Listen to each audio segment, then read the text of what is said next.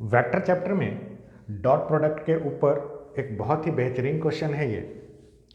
Late vector A, vector B and vector C are three vectors of magnitude 3, 4 and 5। हमारे पास तीन vectors हैं। पहला vector है ए, दूसरा वेक्टर है बी और तीसरा वेक्टर है सी। और इन तीनों वेक्टर्स के मैग्नीट्यूड्स 3, 4 और 5 हैं। यानी वेक्टर ए का मैग्नीट्यूड 3 है, वेक्टर बी का मैग्नीट्यूड 4 है और वेक्टर सी का मैग्नीट्यूड 5 है। If each one is perpendicular to the sum of the other two, then prove that mod a vector plus b vector plus c vector is equal to 5 root under 2। हमारे पास तीन सदिश दिए हुए हैं ए, B और सी, और इन तीनों सदिशों के परिमाण दिए हुए हैं। सदिश ए का परिमाण 3 है, सदिश बी का परिमाण 4 है और सदिश सी का परिमाण 5 है। और साथ में ये भी बोला गया है कि इन तीनों में से प्रत्येक सदिश अन्य दो सदिशों के योग पर लंब है। प्रत्येक सदिश मतलब हर एक वेक्टर जो है बाकी दोनों वेक्टर्स के सम के परपेंडिकुलर है। मतलब अगर हम बात करें ए वेक्टर की, तो ए वेक्टर जो है बी और सी के सम पर यानी बी प्लस सी पर परपेंडिकुलर है। बात अगर हम करें वेक्टर बी की, तो वेक्टर बी जो है वो ए और सी के सम पर परपेंडिकुलर है। और बात अगर हम करें वेक्टर सी की, तो वेक्टर सी जो है फिर ए और बी के सम यानी ए और बी के योग पर परपेंडिकुलर है।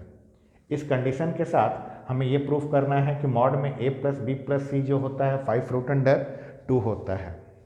इसके पहले कि हम इस क्वेश्चन को बनाएं, आप इस चीज़ को बड़े बारीकी से समझिएगा, बहुत ध्यान से इसको समझिएगा और याद रखिएगा इस चीज़ को। किसी भी वेक्टर का स्क्वायर उस वेक्टर के मैग्नीट्यूड के स्क्वायर के बराबर होता है। किसी भी वेक्टर का स्क्वायर उस वेक्टर के मैग्नीट्यूड के स्क्वायर के बराबर होता है।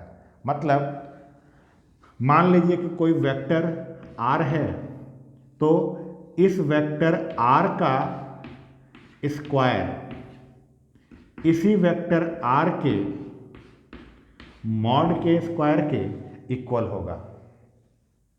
इस बारे में हम लोगों ने पहले भी चर्चा की है। इस पूरे क्वेश्चन में मेन थीम जो है ये यही है। चलिए क्वेश्चन को सॉल्व करते हैं। सॉल्यूशन में सबसे पहले हमारे पास ए वेक्टर का मॉड कितना है, 3 है। मतलब ए वेक्टर का mod is equal to 3। B vector का मॉड कितना है, 4 है। और सी वेक्टर का मॉड 5 है। और साथ में ये बोला गया है कि हर एक वेक्टर जो है बाकी दोनों वेक्टर के सम के ऊपर परपेंडिकुलर है।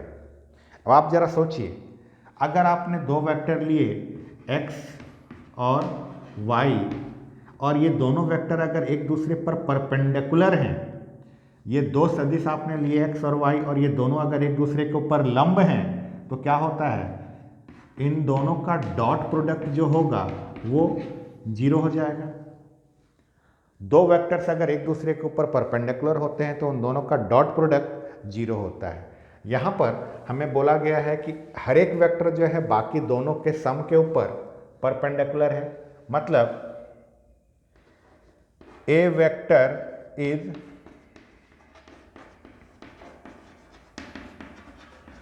Perpendicular on B plus C vector. A vector जो है बी प्लस सी वेक्टर के योग पर लंब है। मतलब क्या होगा इसका, तो मतलब बड़ा सिंपल सा है, A vector dot B plus C vector जो होगा ये 0 के बराबर होगा। अब यहाँ पर वेक्टर्स में जब हम डिस्ट्रीब्यूटिव प्रॉपर्टी लगाते हैं, वेक्टर्स जो होते हैं नॉर्मल अलजेब्रा के डिस्ट्रीब्यूटिव प्रॉपर्टी को फॉलो करते हैं। यानी इस वेक्टर ए का जब हम अंदर मल्टीप्लाई करेंगे तो नॉर्मल अलजेब्रा के मल्टीप्लिकेशन के जैसा ही ये मल्टीप्लिकेशन होगा।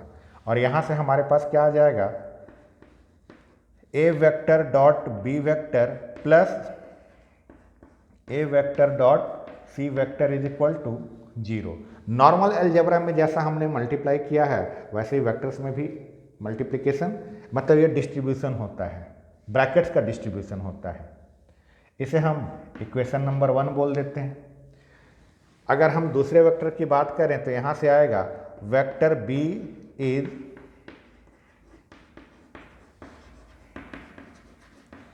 Perpendicular on vector A plus C. Vector B जो है वो vector A plus vector C पर लंब है।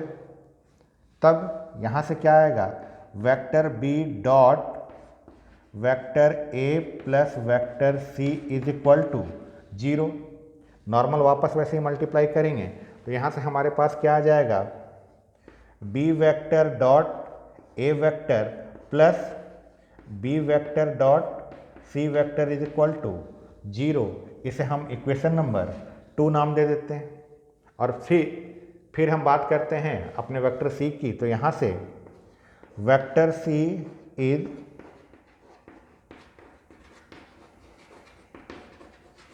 Perpendicular on vector A plus vector B.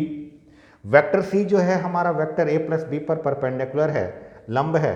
तो यहाँ से क्या आएगा, C vector dot A vector plus B vector is equal to 0।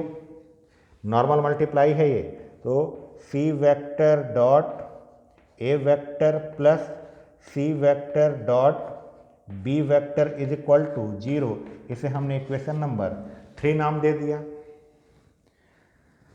सभी वेक्टर्स का बाकी दोनों के सम के ऊपर परपेंडिकुलर से हमने 3 रिलेशन निकाल लिए। अब एक काम करते हैं, इन तीनों को हम जोड़ देते हैं, इन तीनों को ऐड कर देते हैं।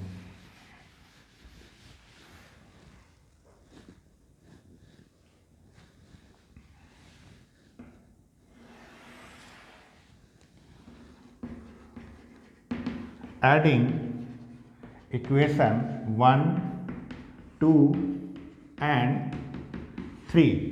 समीकरण 1, 2 और 3 को जोड़ने पर, समीकरण 1, 2 और 3 को जोड़ने पर तो LHS LHS के साथ जुड़ेगा, RHS RHS के साथ जुड़ेगा। अब यहाँ पर एक चीज़ का ध्यान दीजिए, इक्वेशन 1 में यहाँ पर A vector dot B vector है और यहाँ पर B vector dot A vector है। डॉट प्रोडक्ट में हमेशा A vector dot B vector कहा जाए या B vector dot A vector कहा जाए, दोनों का मतलब सेम होता है, दोनों एक ही चीज़ है। हम वेक्टर A को वेक्टर B के साथ उसका डॉट प्रोडक्ट ले रहे हैं, उसे चाहे हम ऐसे लिखें या ऐसे लिखें, दोनों का मतलब एक ही है। क्यों? अगर ये दो वेक्टर A और B है तो इसके बीच का एंगल जो होगा वो सेम होगा। जो वेक्टर A और B के बीच का एंगल है वही B और A के बीच का भी एंगल होगा। तो फॉर्मूले में जब देखेंगे तो दोनों सेम आते हैं। तो डॉट प्रोडक्ट के रूप में A डॉट B बोलें या B डॉट A बोलें, दोनों का मतलब हमारा सेम होता है। तो जब हम यहाँ पर ऐड कर रहे हैं, इक्वेशन 1, 2 और 3 को ऐड करेंगे तो यहाँ है A vector dot B vector, यहाँ है B vector dot A vector. ये और ये तो दोनों सेम है, ऐड होते समय ये हो जाएगा 2A vector dot B vector. ऐसे ही देखिए यहाँ पर है A vector dot C vector और यहाँ पर है C vector dot A vector. ये दोनों भी जब ऐड होंगे तो हमारा 2A vector dot C vector आएगा और यहाँ पर है हमारा B vector dot C vector और यहाँ है C vector dot B vector. ये दोनों भी ऐड होंगे plus 2B vector dot C vector plus 2A vector dot C vector is equal to 0 है। इन सब में से अगर हम 2 कॉमन ले लें, A vector dot B vector plus B vector dot C vector plus A vector dot C vector is equal to 0। ये 2 जो इसके साथ मल्टीप्लाई में है उधर जाते ही डिवाइड हो जाएगा, डिवाइड होते ही हमारे पास आ जाएगा A vector dot B vector plus B vector dot C vector plus A vector dot C vector is equal to 0। इसे हम इक्वेशन नंबर 4 का नाम दे देते हैं। इन सभी को ऐड करके हमने A vector dot B vector plus B vector dot C vector plus A vector dot C vector की वैल्यू 0 फाइंड आउट कर ली। अब सोचिए हमें फाइंड करना है A vector plus B vector plus C vector का mod. A vector plus B vector plus C vector का मॉड हमें फाइंड करना है, तो क्यों ना A vector plus B vector plus C vector, अगर हमें इसका मॉड फाइंड आउट करना है तो क्यों ना हम इसके मॉड का स्क्वायर करें। सोचिए ए जो है अपने आप में एक वेक्टर है, बी भी अपने आप में एक वेक्टर है और सी भी अपने आप में एक वेक्टर है। जब हम तीनों वेक्टर को एक दूसरे के साथ ऐड करेंगे तो ऐड करने से जो फाइनल आंसर आएगा वो भी अपने आप में एक वेक्टर होगा, और किसी भी वेक्टर का स्क्वायर उसके मॉड के स्क्वायर के बराबर होता है। अगर देखा जाए तो A vector plus B vector plus C vector सब मिलकर एक कोई वेक्टर बनेगा, तो उस वेक्टर का स्क्वायर जो होगा उसके मॉड के स्क्वायर के इक्वल होगा। यानी हम इसे vector A plus vector B plus vector C के नॉर्मल स्क्वायर की तरह देख सकते हैं। मॉड का स्क्वायर, वेक्टर के मॉड का स्क्वायर वेक्टर के स्क्वायर के बराबर होता है। ये हमारा LHS वैसे ही रहेगा, vector A plus vector B plus vector C और इसका मॉड का स्क्वायर वैसे ही है। यहाँ पर अलजेब्रा का नॉर्मल फार्मूला एक्सपेंशन का, तो यहाँ से आएगा वेक्टर ए का स्क्वायर प्लस वेक्टर बी का स्क्वायर प्लस वेक्टर सी का square plus 2 A vector dot B vector plus 2 B vector dot C vector plus 2 A vector dot C vector. यहाँ से ये हमारा A vector plus B vector plus C vector का whole square ये हमारा वैसे ही रहेगा, और इधर में वेक्टर का स्क्वायर जो होता है उसके मॉड के स्क्वायर के बराबर होता है। किसी भी वेक्टर का स्क्वायर उसके मॉड के स्क्वायर के बराबर होता है। तो ये जो हमारा ए वेक्टर का स्क्वायर है इसे हम लिख सकते हैं मॉड ए वेक्टर का स्क्वायर। ये जो हमारा बी वेक्टर का स्क्वायर है इसे हम लिख सकते हैं मॉड बी वेक्टर का स्क्वायर, और इसे हम लिख सकते हैं मॉड सी वेक्टर का स्क्वायर। और इसके बाद ये जो तीनों है इसमें से हम 2 को कॉमन अगर ले लें तो 2 कॉमन लेते ही हमारे पास A vector dot B vector plus B vector dot C vector plus A vector dot C vector आ जाएगा। अब ये हमारा मॉड में A vector plus B vector plus C vector का मॉड का स्क्वायर ये हमारा वैसे का वैसे ही, हमारे पास यहाँ पर मॉड ए का स्क्वायर है। मॉड ए की वैल्यू हमारी 3 है, मॉड ए की वैल्यू 3 है, तो ये हमारा बन जाएगा 3 का स्क्वायर। ऐसे ही ये हमारा हो जाएगा 4 का स्क्वायर, और ये हमारा हो जाएगा 5 का स्क्वायर, और प्लस का ये वाला हिस्सा प्लस 2। यहाँ पर ध्यान से देखिए A vector dot B vector plus B vector dot C vector plus A vector dot C vector, equation number 4 में देखिए इसकी वैल्यू 0 है, तो इस पूरे हिस्से की वैल्यू अपने आप में 0 हो गई। अब यहाँ से क्या आ रहा है, यहाँ से आ रहा है A vector plus B vector plus C vector का मॉड का होल स्क्वायर, इसको सॉल्व करना है। 3 का स्क्वायर 9, 4 का स्क्वायर 16, 5 का स्क्वायर 25, 9, 16 और 25 को ऐड करेंगे तो ये हमारा आ जाएगा 50, और ये वाला हिस्सा तो हमारा 0 हो गया। अब इस स्क्वायर को जब मैं उधर शिफ्ट करूंगा तो ये स्क्वायर उधर शिफ्ट होते ही उस पर रूट लगेगा, और रूट लगने पर 50 का रूट जब लेंगे तो रूट से जब बाहर निकलेगा तो वो हमारा आ जाएगा 5√2।